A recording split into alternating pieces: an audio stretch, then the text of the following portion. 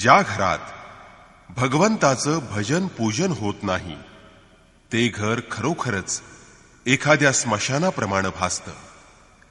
आज माणसाचं आयुष्य इतकं धावपळीचं झालंय की इच्छा असूनही त्याला भजन पूजन मनन चिंतनासाठी वेळ मिळू शकत नाही. अशा वेळी गीतेतील दिव्य वचनांच्या श्रवणामुळे परमश्रेयाच्या प्राप्तीचा मार्ग सोपा होईल.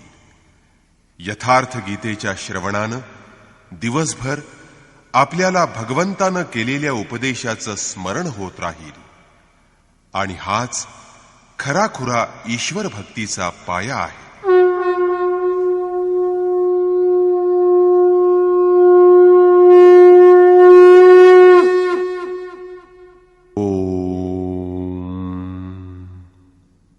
श्री परमात्मने नमः. यथार्थ गीता श्रीमद् भगवद गीता अथ नवमोऽध्यायः. अध्याय 9. 6व्या अध्यायापर्यंत श्रीकृष्णांनी योगाचं क्रमवार विवेचन केलं आहे. त्या विवरणाचा शुद्ध अर्थ म्हणजे यज्ञविषयक कर्मविधी किंवा प्रक्रिया, परमदेवाची प्राप्ती करून देणाऱ्या आराधनेचा विधिविशेष म्हणजे यज्ञ. त्यामध्ये हे चराचर जगत हवन स्वरूपात असतं. मनाचा निरोध करून निरुद्ध झालेलं मन जेव्हा परमेश्वराच्या ठिकाणी लय पावतं तेव्हा अमृत तत्वाचं ज्ञान प्राप्त होतं. पूर्तिकालात यज्ञ ज्याची सृष्टी करतो त्याचं ग्रहण करणारा ज्ञानी असतो आणि तो सनातन ब्रह्मामध्ये प्रवेश मिळवतो. त्या मिलनाचं नाव योग आहे. या यज्ञाला कार्यरूप देणं याला कर्म म्हणतात. 7व्या अध्यायात त्यांनी सांगितलं की हे कर्म करणारे व्याप्त ब्रह्म, संपूर्ण कर्म, संपूर्ण अध्यात्म, संपूर्ण आधिदैव, आधिभूत आणि अधियज्ञासह मला जाणतात. 8व्या अध्यायात त्यांनी सांगितलं की हीच परमगती आहे, हेच परमधाम आहे. प्रस्तुत अध्यायामध्ये योगेश्वर श्रीकृष्णांनी योगयुक्त पुरुषाचं ऐश्वर्य कसं असतं याची स्वतः चर्चा केली आहे. सर्वत्र व्यापून राहिलेला असूनही तो कसा निर्लेप आहे, सर्व काही करत असूनही तो कसा अकर्ता आहे, याप्रमाणे त्या पुरुषाच्या स्वभावावर आणि त्याच्या प्रभावावर इथं प्रकाश टाकला आहे. योगाचं आचरण सुरू केल्यानंतर येणाऱ्या देवतारूपी विघ्नांबाबत त्यांनी जागृत केलं आहे आणि त्या परमपुरुषाला शरण जाण्याबाबत भर दिला आहे. श्री भगवान वाच.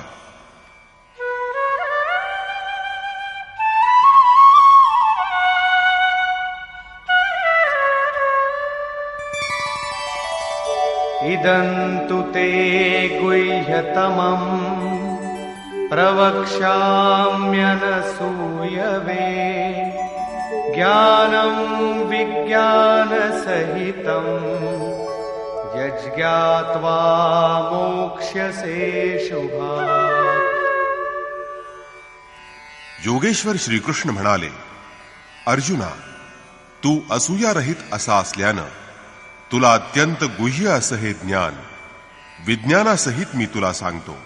म्हणजेच परमात्म्याची प्राप्ती झाल्यानंतर तो महापुरुष कसा राहतो, सर्वत्र एकाच वेळी कसं काम करतो, तो सर्वांना कसा जागृत करतो, रथी बनून आत्म्याबरोबर कसा सदैव राहतो, हे स्पष्ट करून तुला सांगेन.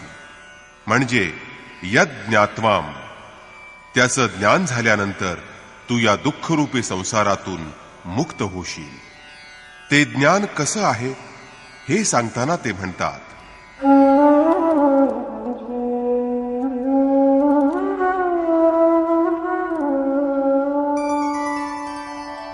राजविद्या राजगुह्यं पवित्रमिदमुत्तमम् प्रत्यक्षावगमं धर्म्यं सुसुखं कर्तुमव्ययम्.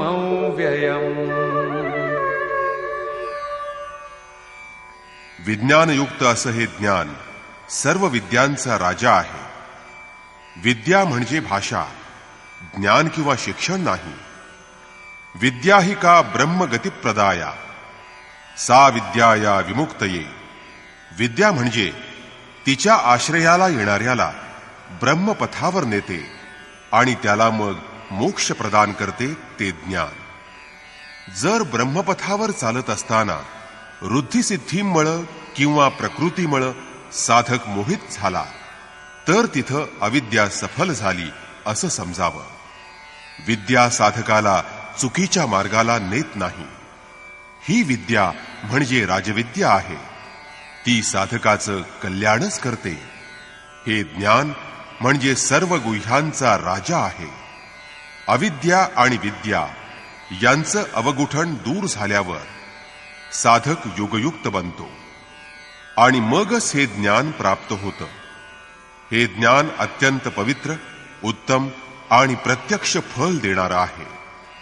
म्हणजे श्रद्धेनं योगाचरण करा आणि त्याचं रोकडं फळ प्राप्त करा. या जन्मात साधना करा म्हणजे पुढच्या जन्मात त्याचं फळ मिळेल असं म्हणणं म्हणजे अंधविश्वास होय.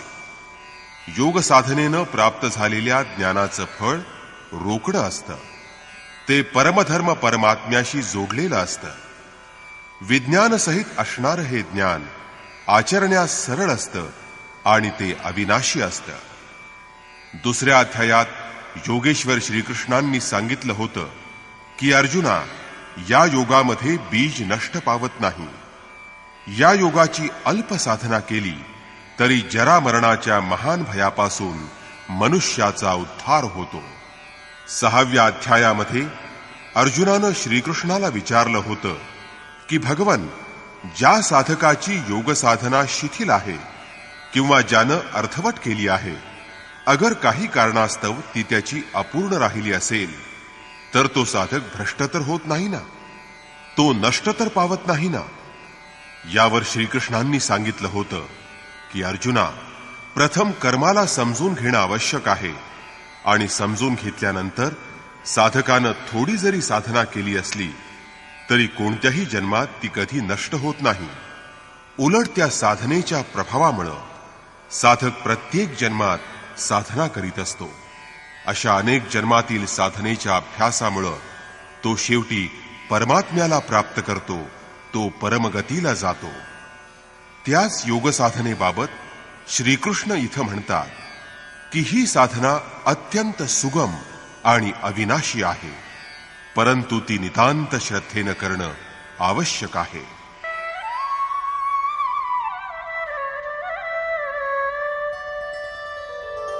अश्रद्धधानाः पुरुषा धर्मस्यास्य परन्तप अप्राप्य मां निवर्तन्ते मृत्यु संसारवर्त्मनि.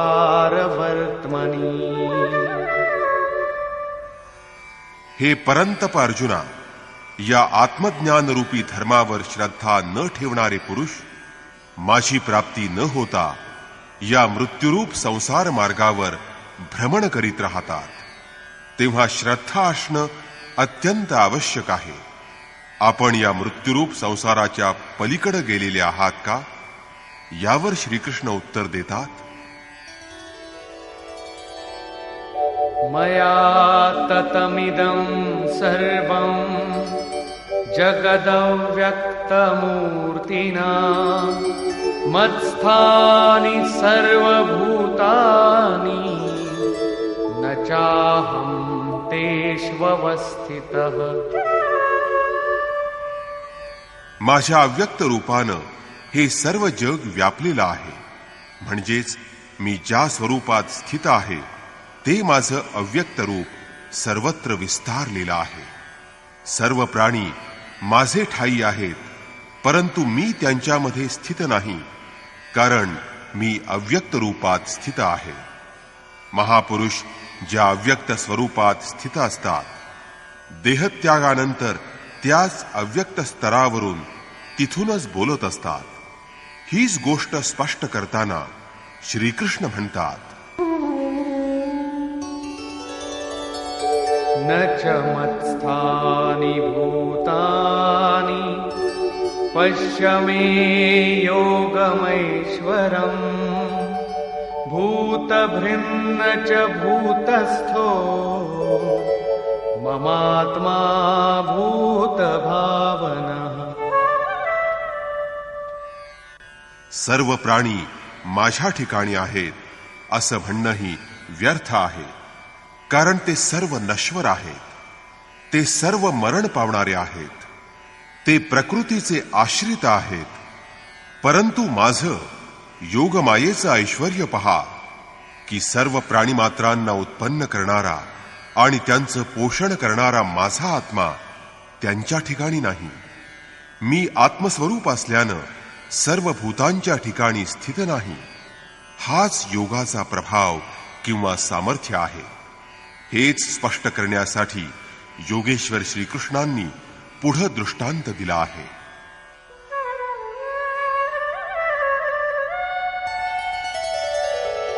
यथाकाशस्थितो नित्यं वायुः सर्वत्र गो महान् तथा सर्वाणि भूतानि मत्स्थानीत्युपधारय. आकाशात उत्पन्न होणारा महान वायू आकाशात सर्वत्र व्याप्त आहे, परंतु तो आकाशाला मलिन करू शकत नाही. त्याचप्रमाणे सर्व प्राणी मात्र माझ्या ठिकाणी स्थित आहेत असं जाण. बरोबर अशाच प्रकारे म्हणजे आकाशाप्रमाणे मी निर्लेप आहे, ते मला मलिन करू शकत नाही. हा सर्व योगाचा प्रभाव आहे. आता यानंतर योगेश्वर योगी करतो काय या प्रश्नाचं उत्तर देताना म्हणतात, सर्वभूतानि कौन्तेय प्रकृतिं यान्ति मामिकाम् कल्पक्षये पुनस्तानि कल्पादौ विसृजाम्यहम्. हे अर्जुना, कल्पांती सर्व भूतमात्र माझ्या अव्यक्त प्रकृतीत लीन होतात, स्वभावाला प्राप्त होतात आणि कल्पाच्या प्रारंभी मी त्यांना पुन्हा पुन्हा विसृजामी विशेष रूपानं निर्माण करतो. ही भूत प्रथमपासूनच होती, परंतु ती विकृत होती. त्यांचीच मी पुन्हा रचना करतो, त्यांना सजवतो. जे अचेतन आहेत त्यांना जागृत करतो, कल्पासाठी त्यांना प्रेरणा देतो. कल्प याचा अर्थ आहे उत्थानमुख प्रगतिशील परिवर्तन. आसुरी संपदेतून मुक्त होऊन जसजसा पुरुष दैवी संपदेमध्ये प्रवेश करतो, तिथूनच कल्पाचा प्रारंभ होतो. आणि जेव्हा तो ईश्वर भावामध्ये लय पावतो, तेव्हा कल्पाचा क्षय असतो. आपलं कर्म पूर्ण करून कल्पही विलय पावत असतो. भजनाचा आरंभ म्हणजे कल्पाचा प्रारंभ आहे आणि भजनाची पराकाष्ठा म्हणजे जिथं लक्ष्य विदित होतं, समजतं, तो कल्पाचा अंत होय. जेव्हा हा प्रत्यगात्मा पुनरावर्तन करणारा, योनी जन्मास कारणीभूत असणाऱ्या रागद्वेषापासून मुक्त होऊन आपल्या शाश्वत स्वरूपात स्थिर होतो, यालाच श्रीकृष्ण माझ्या प्रकृतीला प्राप्त झाला असं म्हणतात. जो महापुरुष प्रकृतीमध्ये विलय करून स्वरूपामध्ये प्रवेश मिळवतो, त्याची प्रकृती कशी असते? त्याच्यामध्ये प्रकृती शेष असते का? नाही, तसं नसतं. 3ऱ्या अध्यायात 33व्या श्लोकात श्रीकृष्णांनी सांगितलं आहे की सर्व आपल्या प्रकृतीला प्राप्त होतात. त्यांच्यावर प्रकृतीच्या ज्या गुणांचा प्रभाव असेल तसं ते करतात. आणि ज्ञानवानपी, प्रत्यक्ष दर्शनाबरोबर मला जाणणारा ज्ञानी सुद्धा आपल्या प्रकृतीच्या स्वभावाप्रमाणे वागत असतो. मागून येणाऱ्यांच्या कल्याणासाठी तसं तो वागत असतो. पूर्ण ज्ञानी असणाऱ्या तत्वस्थित महापुरुषाची राहणी हीच त्याची प्रकृती असते. तो आपल्या या स्वभावाप्रमाणे वागत असतो. कल्पांती लोक महापुरुषाच्या या राहणीमध्ये लीन होतात. महापुरुषाच्या या कृतीवर योगेश्वर पुन्हा प्रकाश टाकताना म्हणतात, प्रकृतिं स्वामवष्टभ्य विसृजामि पुनः पुनः भूतग्राममिमं कृत्स्नम् अवशं प्रकृतेर्वशात्. मी आपल्या प्रकृतीच्या म्हणजेच महापुरुषांच्या राहणीचा अंगीकार करून प्रकृतेर्वशात आपापल्या स्वभावात स्थिर असणारे, प्रकृतीच्या गुणांमुळे पराधीन असलेले सर्व भूत समुदाय मी पुन्हा पुन्हा विसृजामी विशेष रूपानं निर्माण करतो, विशेष रूपानं त्यांना सजवतो, त्यांना आपल्या स्वरूपाकडे जाण्याची प्रेरणा देतो. याचा अर्थ तुम्ही कर्मानं बद्ध आहात हे स्पष्ट करताना श्रीकृष्ण म्हणतात, न च मां तानि कर्माणि निबध्नन्ति धनञ्जय उदासीनवदासीनम् असक्तं तेषु कर्मसु.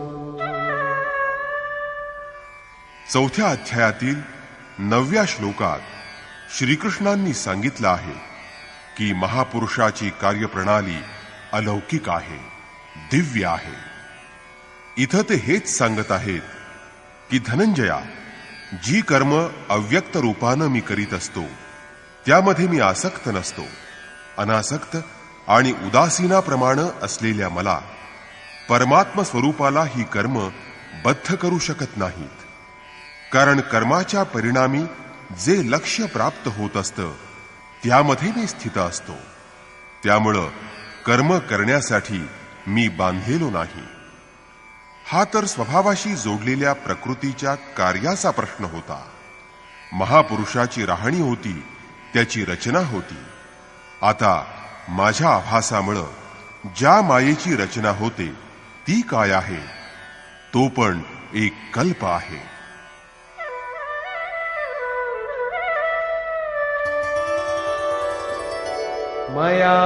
मयाध्यक्षेण प्रकृतिः सूयते सचराचरम् हेतुनानेन कौन्तेय जगद्विपरिवर्तते.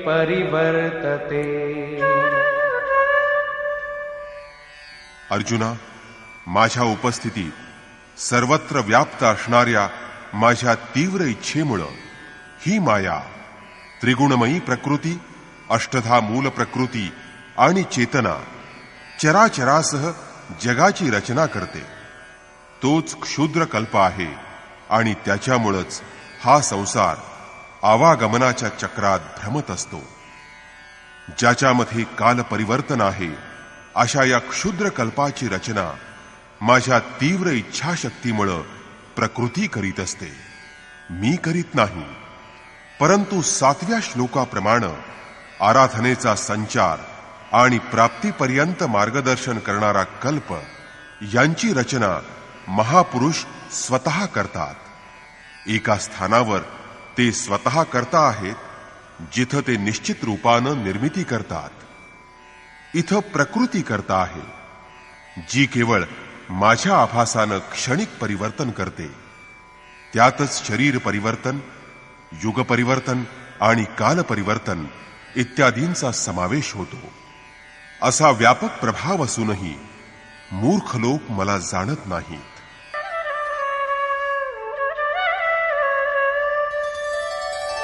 अवजानन्ति मां मूढा मानुषीं तनुमाश्रितम् परं भावमजानन्तो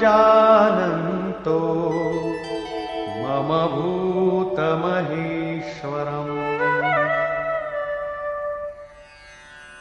संपूर्ण भूतांचा ईश्वर असलेल्या माझं उत्कृष्ट स्वरूप न जाणणारे मूर्ख लोक मला मनुष्य शरीरधारी समजून मला तुच्छ समजतात.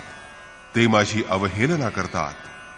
सर्व प्राणिमात्रांच्या ईश्वरांच्या ईश्वराचं उत्कृष्ट स्वरूप परमतत्व म्हणजे मी आहे. परंतु मूर्ख लोक माझं हे श्रेष्ठ स्वरूप न जाणता मला मनुष्यधारी समजतात आणि मला मनुष्यच मानतात. परंतु त्यांचा दोष पण काय आहे?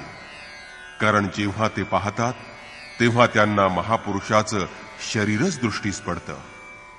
त्या महापुरुषाच्या शरीरात असणारा परमभाव ईश्वर स्वरूप त्यांना दिसत नाही. ते त्या स्वरूपाला का पाहू शकत नाहीत? यावर योगेश्वर म्हणतात, मोघाशा मोघ कर्माणो मोघ ज्ञानाविचेतसः राक्षसीमासुरीं चैव प्रकृतिं मोहिनीं श्रिताः. ते भ्रष्टचित्त आणि विवेकशून्य पुरुष राक्षसी आणि आसुरी अशा मोहमय प्रकृतीवर अवलंबून असणारे म्हणजेच त्या आसुरी स्वभावाचे असतात. त्यामुळं त्यांच्या आशा व्यर्थ होतात, त्यांची कर्म निरर्थक होतात आणि त्यांचं ज्ञानही निष्फळ ठरतं. त्यामुळं ते मला मनुष्य समजतात. आसुर आणि राक्षस ही काही जाती किंवा योनी नव्हे, ती एक मनाचा स्वभाव आहे. आसुरी स्वभाव असणारे लोक मला जाणू शकत नाहीत, परंतु महात्मा जन मात्र मला जाणतात आणि मला भजत असतात.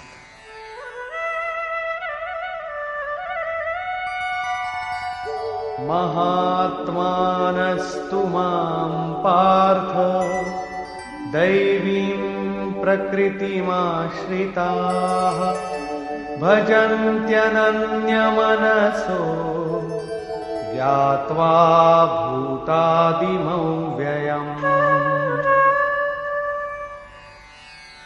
हे पार्था, पण दैवी प्रकृतीचा म्हणजेच दैवी संपदेचा आश्रय करणारे महात्मे, मी सर्व भूतांचं अधिष्ठान अव्यय आणि अक्षर आहे असं जाणून अनन्य भावानं म्हणजेच माझ्याशिवाय आपल्या अंतरंगात दुसऱ्या कुणालाही स्थान न देता माझी भक्ती श्रद्धेनं करतात. ते माझी भक्ती कशा प्रकारे करतात यावर योगेश्वर म्हणतात, सततं कीर्तयन्तो मां यतन्तश्च दृढव्रताः नमस्यन्तश्च मां भक्त्या नित्ययुक्ता उपासते. जे निरंतर चिंतनाबाबत दृढ आहेत, जे सतत माझ्या गुणांचं आणि नामाचं चिंतन करतात, माझ्या प्राप्तीसाठी निरंतर प्रयत्न करतात आणि जे मला भक्तिपूर्वक नमस्कार करतात, ते माझ्या ठाई नित्य चित्त ठेवून अनन्य श्रद्धेनं माझी उपासना करतात. ते कोणत्या प्रकारची उपासना करतात? ते कीर्तन ज्ञान कशा प्रकारचं असतं? अर्थात योगेश्वरांनी कोणती दुसरी उपासना इथं सांगितली नाही, परंतु ज्याला त्यांनी यज्ञ म्हटलं आहे आणि ज्याबद्दल त्यांनी विस्तारानं सांगितलं आहे, तीच उपासना आराधना इथं पुन्हा थोडक्यात सांगितली आहे. पुढं तीच पुन्हा सांगताना म्हणतात, ज्ञानयज्ञेन चाप्यन्ये यजन्तो मामुपासते एकत्वेन पृथक्त्वेन बहुधा विश्वतो मुखम्.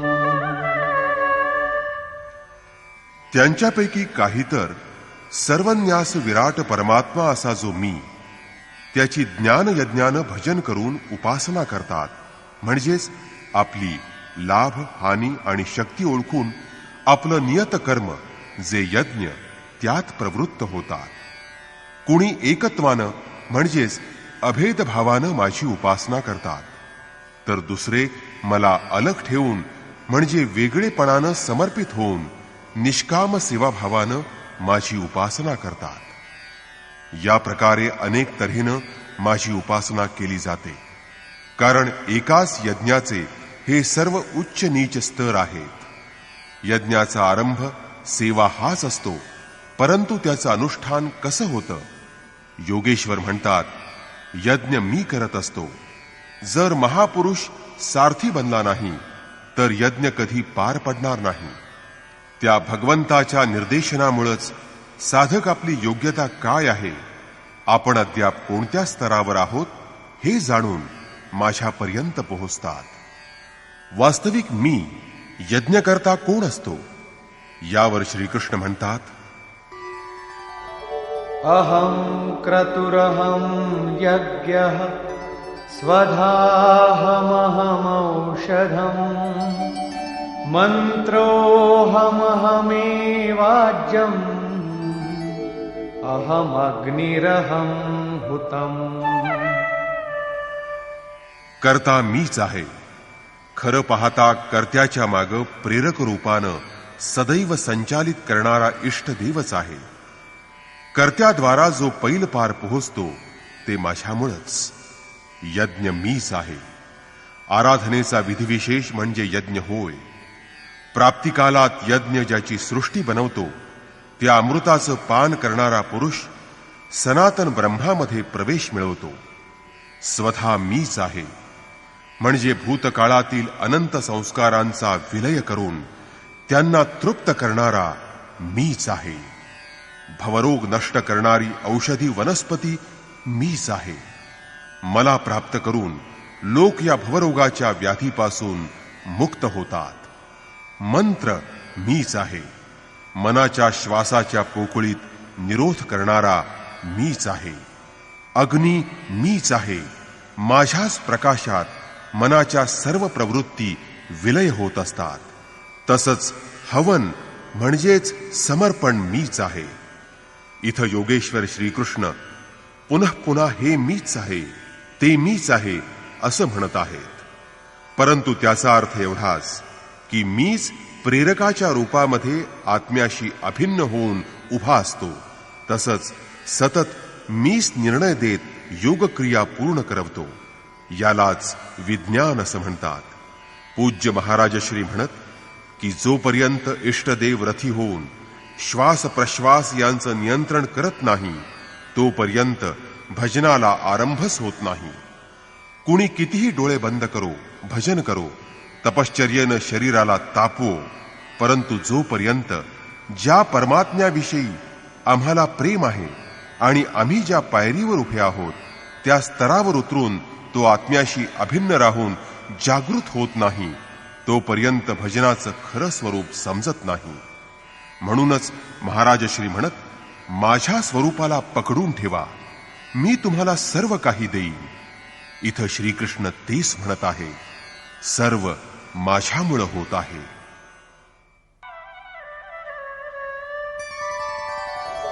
पिताहमस्य जगतो माता धाता पितामहः वेद्यं पवित्रमोंकार ऋक्सामयजुरेव च. अर्जुना, मीच या संपूर्ण जगाचा धाता म्हणजे धारण करणारा, पिता म्हणजे पालन करणारा, माता म्हणजे उत्पन्न करणारा आहे. मीच पितामह म्हणजे मूळ उद्गम आहे ज्यात सर्व प्रवेश मिळवतात. जाणण्यास योग्य असणारा ओंकार म्हणजेच अहम्माकारः इति ओंकारः तो परमात्मा माझ्या स्वरूपात आहे. सोहम तत्वमसी इत्यादी एक दुसऱ्याचे पर्याय आहेत. असं जाणण्यास योग्य स्वरूप मीच आहे. रुख म्हणजे संपूर्ण प्रार्थना, साम म्हणजे समत्व देवविणारी प्रक्रिया, यजुः म्हणजे यज्ञाचा विधिविशेष मीच आहे. योग अनुष्ठानाची याआधी सांगितलेली तिन्ही आवश्यक अंग माझ्यात आहेत.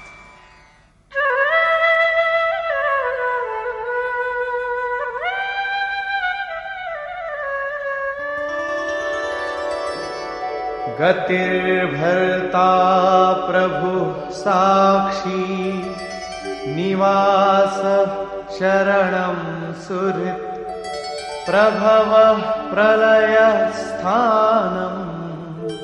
निधानं बीजमव्ययम्. हे अर्जुना, गती म्हणजे प्राप्त करण्यास योग्य परमगती, भरता भरण पोषण करणारा सर्वांचा स्वामी, साक्षी म्हणजे दृष्टारूपात राहिलेला, सर्वांना जाणणारा, सर्वांचं निवासस्थान असणारा, शरण येण्यास योग्य जगाचा सखा, उत्पत्ती आणि प्रलय म्हणजे शुभाशुभ संस्कारांचा विलय, तसंच अविनाशी कारण मीच आहे. अर्थात शेवटी ज्याच्यामध्ये प्रवेश मिळतो त्या साऱ्या विभूती मीच आहे.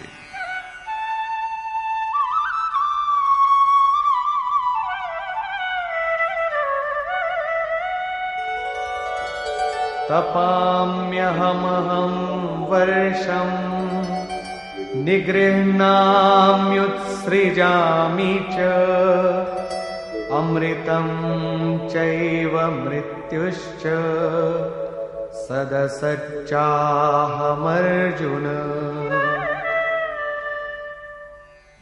मी सूर्याच्या रूपानं तापतो, मी पाणी शोषून घेतो. मृत्यूच्या पलीकडं अमृतत्व, तसंच मृत्यू, सत आणि असत सर्व काही मीच आहे. म्हणजेच जगाला प्रकाश देणारा सूर्य मीच आहे. माझी उपासना करणारे कधी कधी मला असत समजतात, तेव्हा ते मृत्यू पावतात.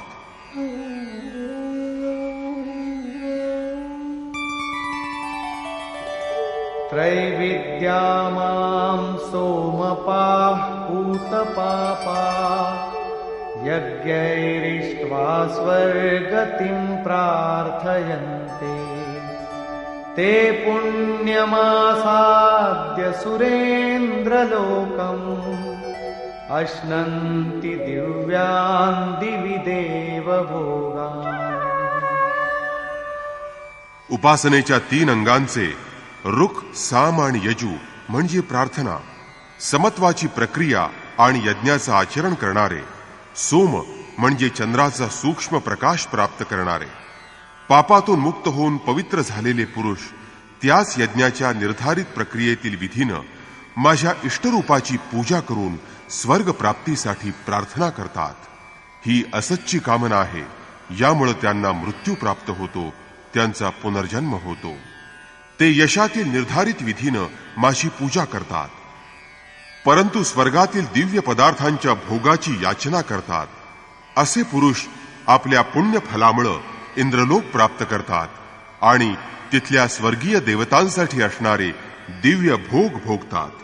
अर्थात ते भोग देखील मीच देत असतो.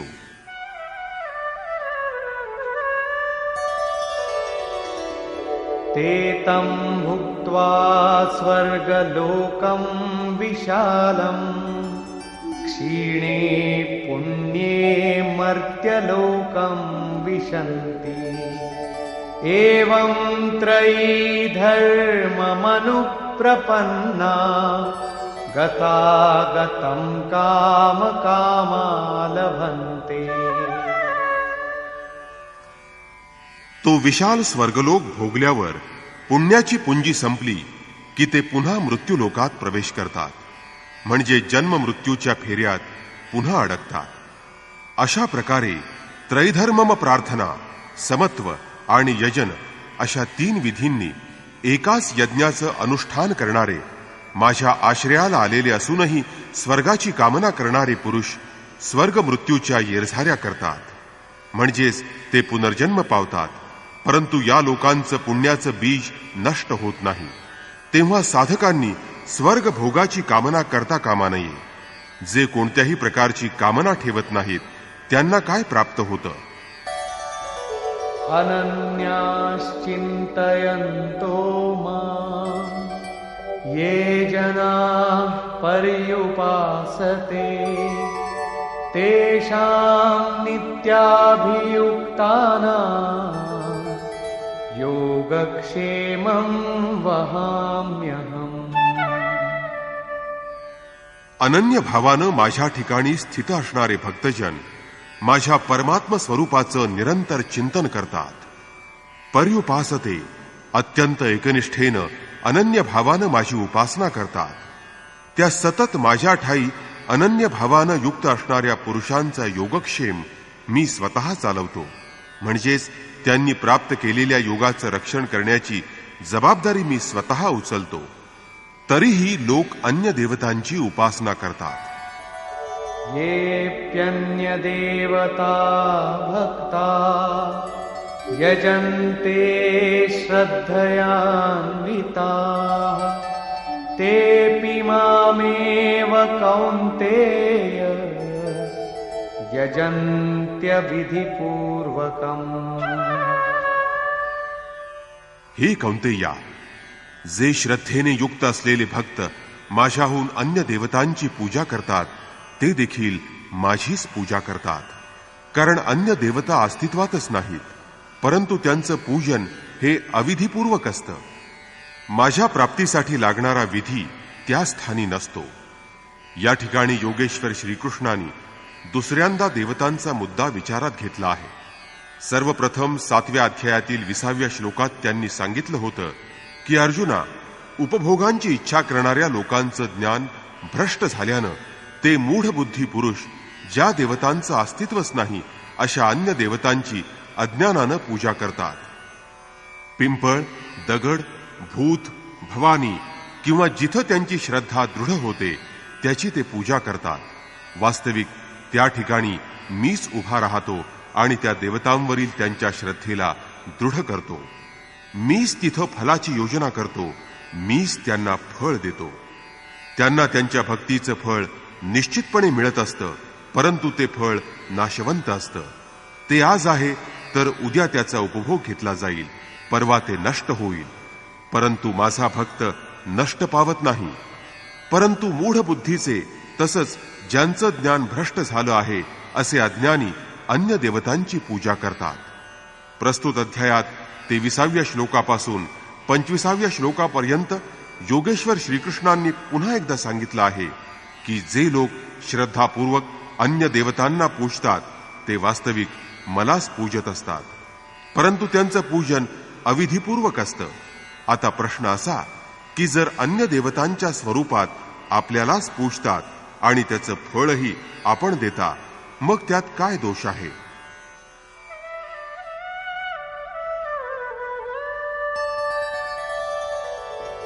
अहं हि सर्वयज्ञानां भोक्ता च प्रभुरेव च न तु मामभिजानन्ति तत्त्वेनातश्च वन्ति ते.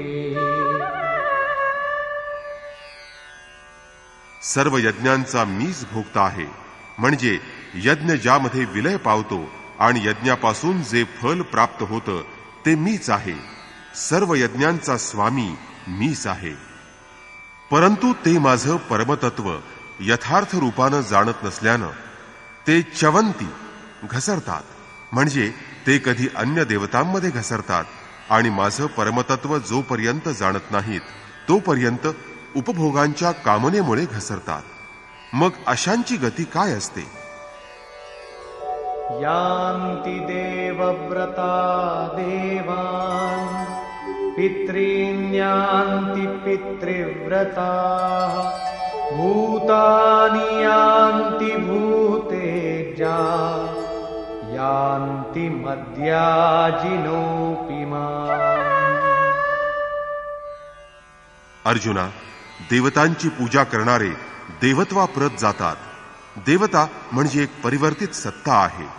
जीवांच्या सत्कर्मानुसार ते जीवाला फल देतात. पितरांची भक्ती करणारे पितृत्वाप्रत जातात, म्हणजेच ते भूतकाळात गुंतून राहतात आणि माझा भक्त माझ्या प्रत येतो. ते माझं साक्षात स्वरूप बनतात. त्यांचं पतन होत नाही. माझ्या पूजेचा विधीही अत्यंत सरळ आहे.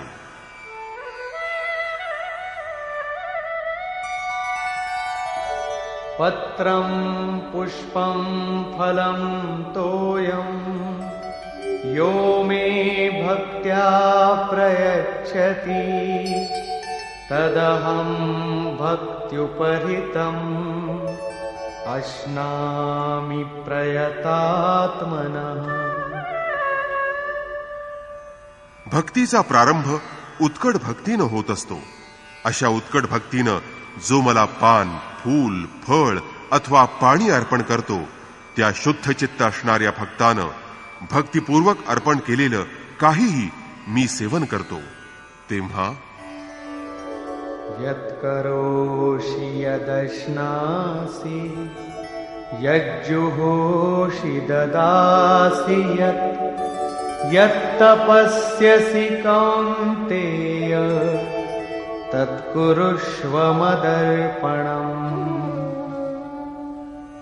अर्जुना, तू जे कर्म करतोस, जे खातोस, जे हवन करतोस, जे दान देतोस, मनासहित इंद्रियांचा निरोध करून माझ्यासाठी जी दानं आचरतोस किंवा तप करतोस, ते सर्व मला अर्पण कर.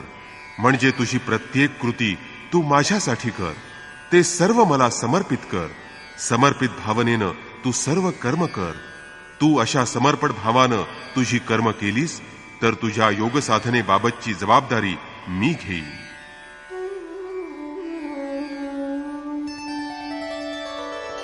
शुभाशुभफलैरेवं मोक्ष्यसे कर्मबन्धनैः सन्न्यासयोगयुक्तात्मा विमुक्तो मामुपैष्यसि.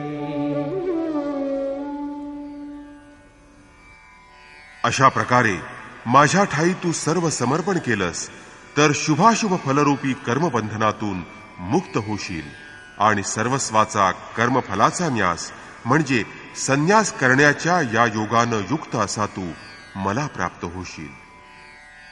या आधीच्या 3 श्लोकांमध्ये श्रीकृष्णांनी भक्तीची क्रमबद्ध साधना आणि तिच्यापासून प्राप्त होणाऱ्या परिणामाचं चित्रण केलं आहे.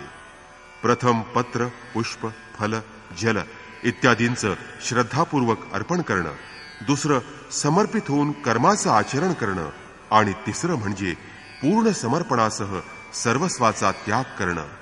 या प्रकारे भक्ती करणारा कर्मबंधनापासून मुक्त होतो.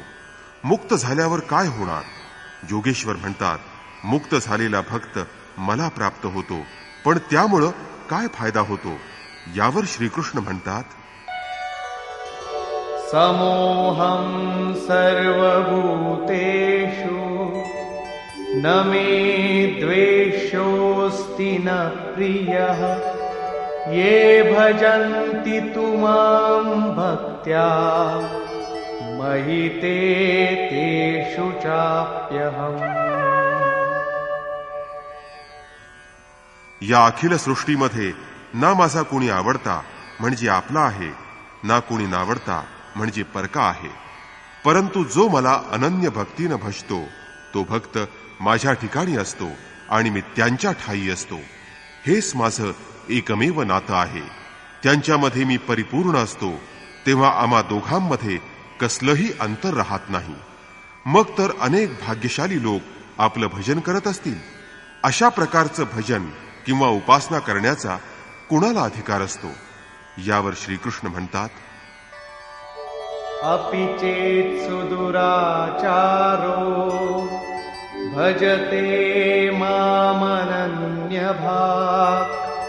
साधुरेव समन्तव्यः सम्यग् व्यवसितो हि सः. पूर्वी अत्यंत दुराचरणी असलेला मनुष्य जरी अनन्य भक्तीनं म्हणजे माझ्याशिवाय अन्य कोणत्याही वस्तूची अगर देवतेची उपासना न करता जर केवळ माझीच निरंतर उपासना करील तर तोही साधूच समजावा. अजून तो साधू बनलेला नसला तरी त्याच्या बुद्धीनं चांगल्या प्रकारे दृढ निश्चय केलेला असतो. सांगण्याचं तात्पर्य, माझं भजन, माझी उपासना आपणही करू शकता. अट फक्त एवढीच की आपण मनुष्य असलं पाहिजे, कारण एक मनुष्यच तेवढा दृढ निश्चयाचा असतो. गीता पापी लोकांचा उद्धार करीत असते आणि तो भक्त क्षिप्रं भवति धर्मात्मा शश्वच्छान्तिं निगच्छति कौन्तेय प्रतिजानीहि न मे भक्तः प्रणश्यति। या भजनाच्या प्रभावानं तो दुराचारीही लवकरच धर्मात्मा बनतो. तो परमधर्म परमात्म्याशी युक्त होऊन शाश्वत परमशांतीला प्राप्त होतो. तू हे निश्चितपणे जाण की माझा भक्त कधीही नष्ट पावत नाही. अरे कौंतेया, जर तो एका जन्मात भवसागर पार करू शकला नाही तरी पुढच्या जन्मात साधना करून शीघ्रही परमशांतीला प्राप्त होतो. तेव्हा भक्त सदाचारी असो की दुराचारी असो, माझी उपासना करण्याचा सर्वांना अधिकार आहे. इतकंच नव्हे तर मां हि पार्थव्यपाश्रित्य येऽपि स्युः पापयोनयः स्त्रियो वैश्यास्तथा शूद्राः तेऽपि यान्ति परां गतिम्। हे पार्था, माझा आश्रय करून स्त्रिया, वैश्य, शूद्र तसंच ज्यांचा जन्म पापयोनीत झाला आहे असे लोक देखील परमगतीला प्राप्त होतात. तेव्हा ही गीता सर्व प्रकारच्या मनुष्य मात्रांसाठी आहे. मग तो मनुष्य काहीही करत असो किंवा कुठेही तो जन्मलेला असो, ही गीता सर्वांना सारखाच उपदेश देत असते. गीता सार्वभौम आहे. पापयोनी 16व्या अध्यायात 7 ते 21 पर्यंतच्या श्लोकात आसुरी वृत्तीची लक्षणं सांगताना भगवंतानी म्हटलं होतं की जो शास्त्रविधीचा त्याग करून केवळ मोठेपणा दाखवण्यासाठी यज्ञ करतो आणि दांभिकपणे पूजन करतो तो सर्व मनुष्यात अधम होय. त्यांचा यज्ञ हा नावापुरताच यज्ञ असतो आणि त्याचं यजन म्हणजे निव्वळ दांभिकपणा असतो. असा मनुष्य क्रूरकर्मी आणि पापाचारी असतो. वैश्य, शूद्र भगवत पथाच्या शिड्या आहेत. स्त्रियांच्या बाबतीत कधी सन्मानाची तर कधी हीनतेची भावना लोकांच्यात असते. परंतु योग प्रक्रियेमध्ये स्त्री आणि पुरुष या दोघांना सारखाच प्रवेश असतो.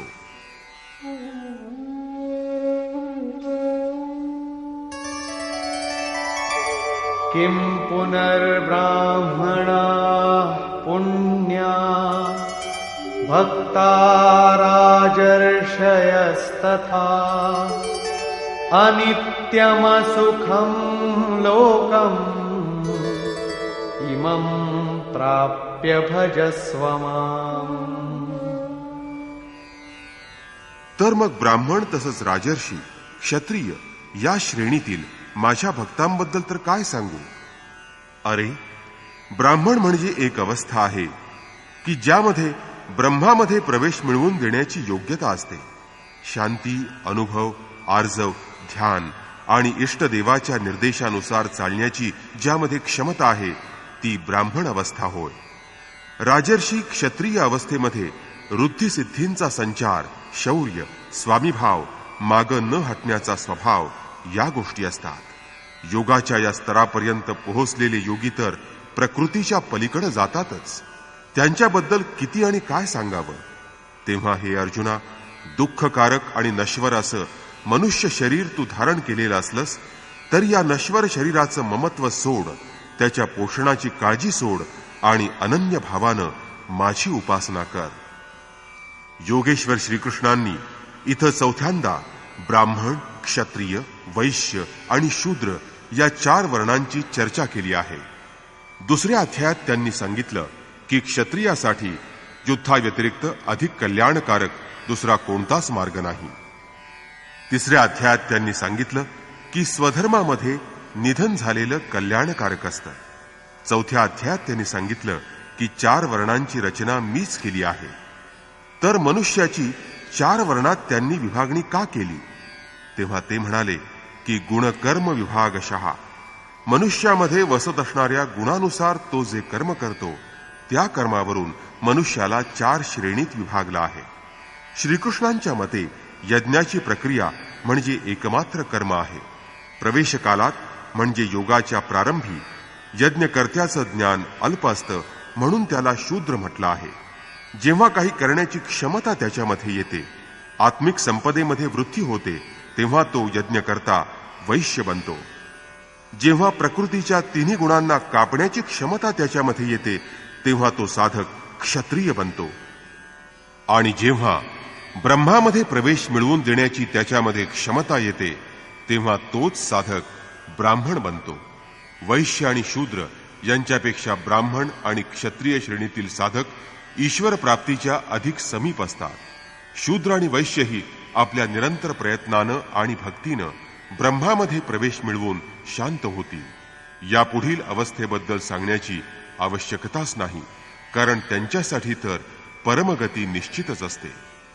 गीता ज्या उपनिषदांचं सार सर्वस्व आहे त्या उपनिषदात अनेक ब्रह्मविदुषींची सूक्त आहेत. तथाकथित धर्मभिरू रूढीवादी लोकांनी वेदाध्ययनाचा अधिकार स्त्रियांना देण्याबाबत वादंग माजवलं. पण श्रीकृष्णांनी इथं स्पष्ट सांगितलं आहे की यज्ञार्थ कर्माच्या निर्धारित क्रियेमध्ये स्त्री आणि पुरुष सर्वजण भाग घेऊ शकतात आणि म्हणूनच ते उपासनेवर जास्त भर देत आहेत.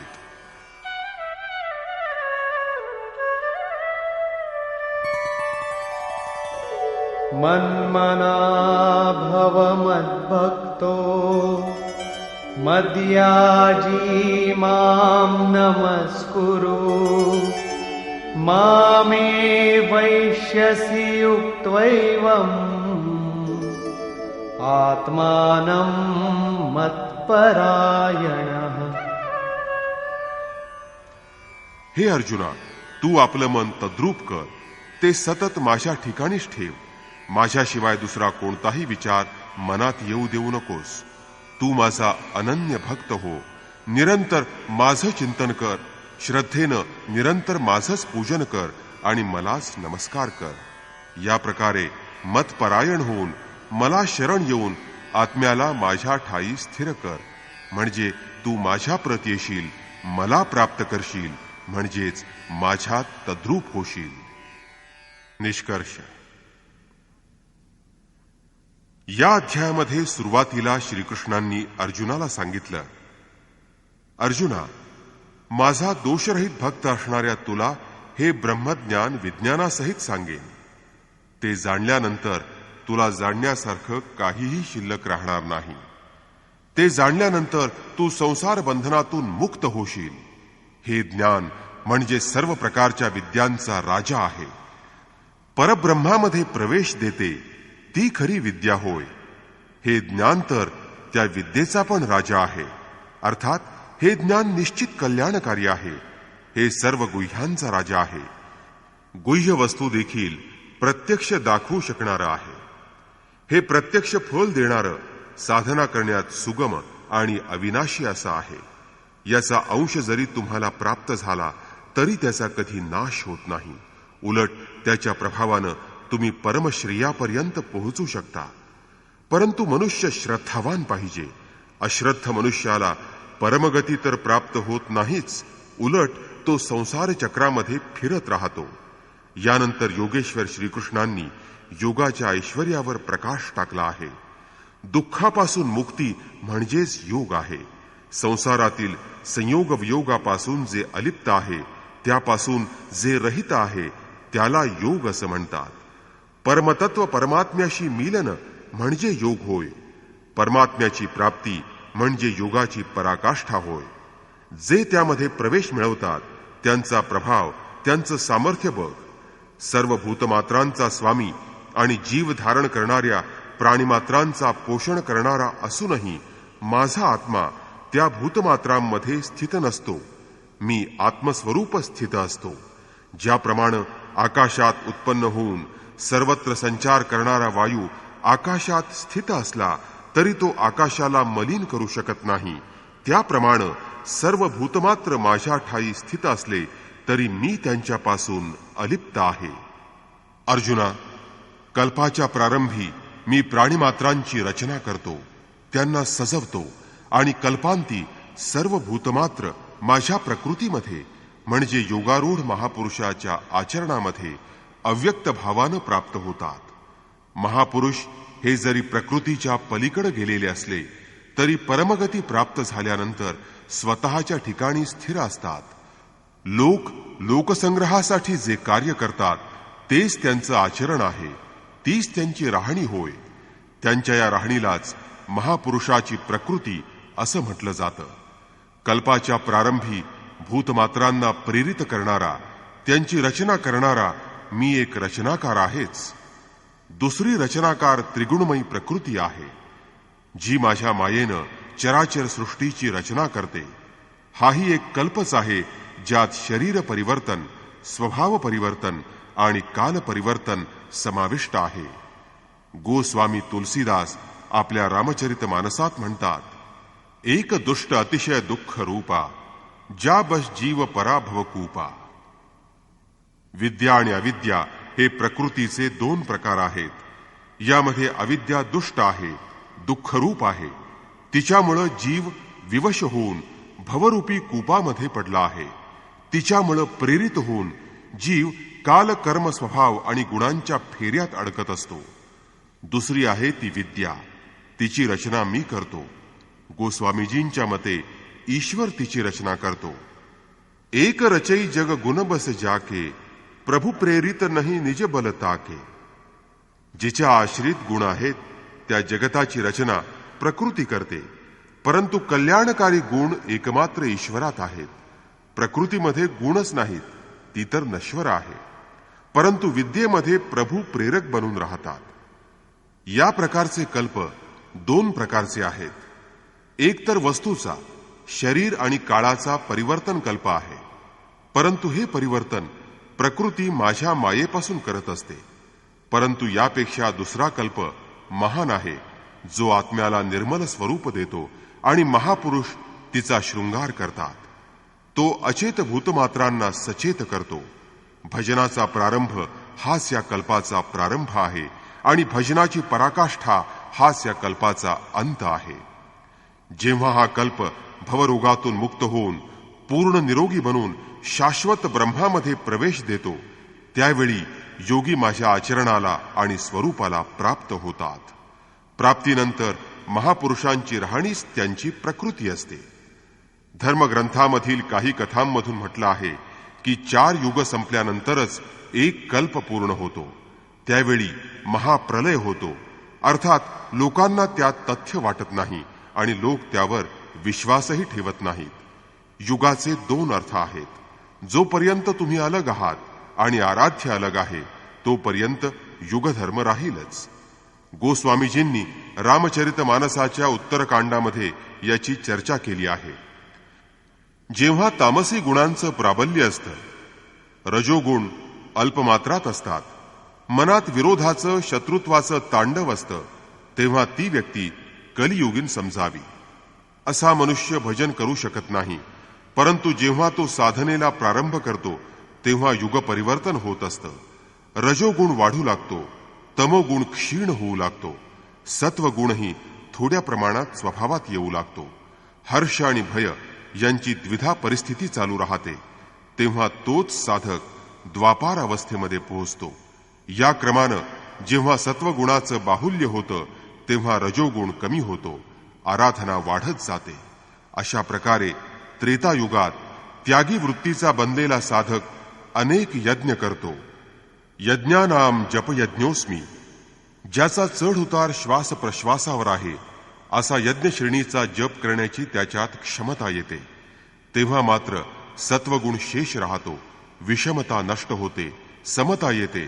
तेव्हा तेच कृतयुग म्हणजे कृतार्थ युग किंवा सतयुग असतं. त्यावेळी सर्व योगी विज्ञानी बनतात, ईश्वराला प्राप्त होणारे असतात. त्यांच्यात स्वाभाविक ध्यान करण्याची क्षमता येते. विवेकी लोक युगधर्माचा चढ उतार मनात समजत असतात. ते मनाचा निरोध करण्यासाठी अधर्माचा परित्याग करून धर्मामध्ये प्रवृत्त होतात. निरुद्ध झालेल्या मनाचाही विलय झाल्यावर युगांच्या बरोबर कल्पाचाही अंत होतो. पूर्णत्व प्राप्त करून दिल्यावर कल्प देखील शांत होतं. जेव्हा प्रकृती पुरुषांमध्ये विलीन होऊन जाते, तेव्हा तोच प्रलय असतो. यानंतरची महापुरुषांची जी राहणी आहे, तीच त्यांची प्रकृती आहे, तोच त्यांचा स्वभाव आहे. योगेश्वर श्रीकृष्ण म्हणतात की हे अर्जुना, मूढ लोक मला जाणत नाहीत. मला ईश्वराला पण तुच्छ समजतात. मला ते एक साधारण मनुष्य समजतात. प्रत्येक महापुरुषाची अशीच विटंबना होत आली आहे. तत्कालीन समाजानं त्यांची उपेक्षा केली आहे. त्यांना कसून विरोध झाला. श्रीकृष्णही त्याला अपवाद नव्हते. म्हणून ते इथं म्हणतात की मी परमभावामध्ये स्थित आहे, परंतु मी देहधारी आहे आणि म्हणून मूर्ख लोक मला तुच्छतेनं मनुष्यच म्हणतात. अशा लोकांची आशा, कर्म आणि ज्ञान व्यर्थ असतं. कारण काहीही केलं आणि म्हटलं की आम्ही कामना करीत नाही, तर असं म्हणण्यानं ते निष्काम कर्मयोगी होत नाहीत. ते आसुरी स्वभावाचे लोक मला पारखू शकत नाहीत, मला ओळखू शकत नाहीत.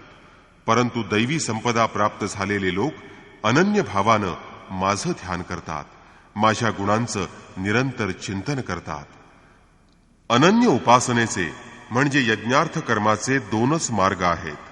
पहिला आहे ज्ञानयज्ञ, म्हणजे स्वतःवरचा विश्वास आणि स्वतःची शक्ती ओळखून नियत कर्मामध्ये प्रवृत्त होणं.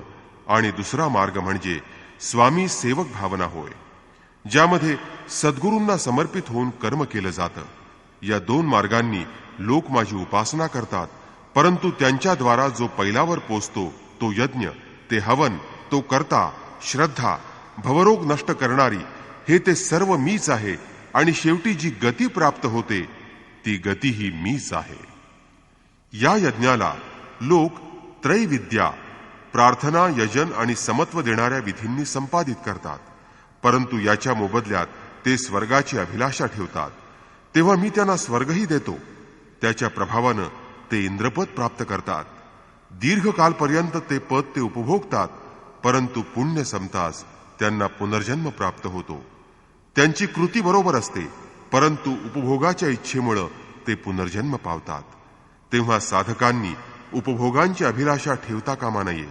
जो मला अनन्य भावानं, म्हणजेच माझ्याशिवाय दुसऱ्या कोणाचंही चिंतन न करता निरंतर माझंच चिंतन करतो, त्यात यत्किंचितही त्रुटी राहू न देता जो माझी उपासना करतो, त्याच्या योगसाधनेचा भार मी स्वतः घेत असतो.